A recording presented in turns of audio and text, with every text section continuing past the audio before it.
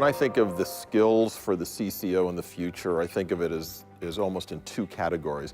The first are kind of the technical skills that we all talk about. So it's everything from, strategic thinking and writing skills and leadership skills and data analytics skills.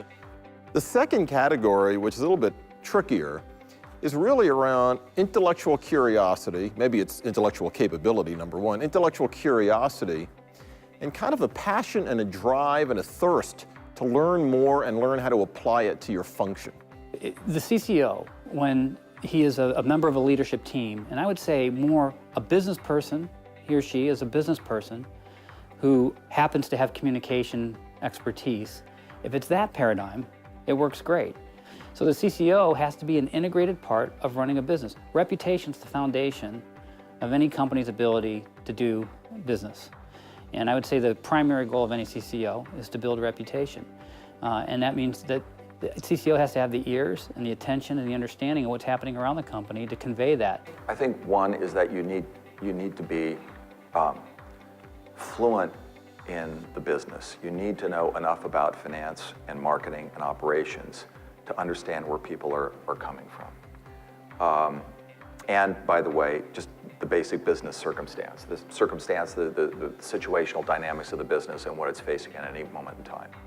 I think the biggest skill that came up is the importance of being able to lead through change and all the things that go with that, the dealing with ambiguity, the creating a path for others so that they can see their way out, and really aligning people in disparate points of view. I think that in today's world with social media and total transparency across all companies, regardless of the sector, an operator mentality is more important than ever. I mean, the fact is every facet of your business is now visible to the outside world. And if you as a communicator aren't well-versed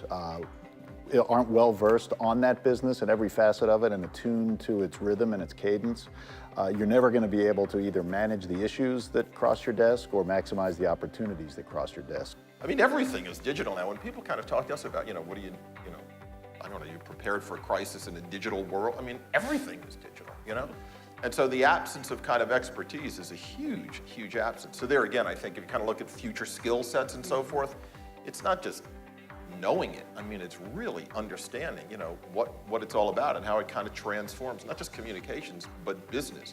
What I have found is that first you have to establish credibility, and not just credibility in your space, that we know how to handle crisis communications, we know how to drive positive media impressions, but credibility outside of that space, to be a real multi-tool athlete, to be a strategic partner to various business units. And I also would argue that as communicators specifically, if we can't decode how to interact with our colleagues and if we cannot influence their thinking, chances are we're probably not being very effective with the outside or even with the employees on the internal side.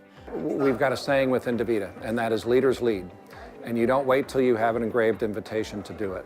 You step in, and you do it when you see the need to step in.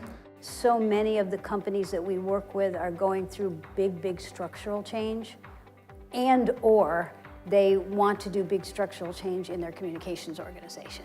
So, and I think this is a bit analogous to the idea that you have to be more than a communicator in this, sort of world we live in. I think you have to be somebody who can look at structure and say, I'm going to rebuild this for performance. And I think in our roles, we need to listen effectively. We need to understand the other leaders' concerns, their perspectives, sometimes their confusion about how they can use communications to be more effective leaders.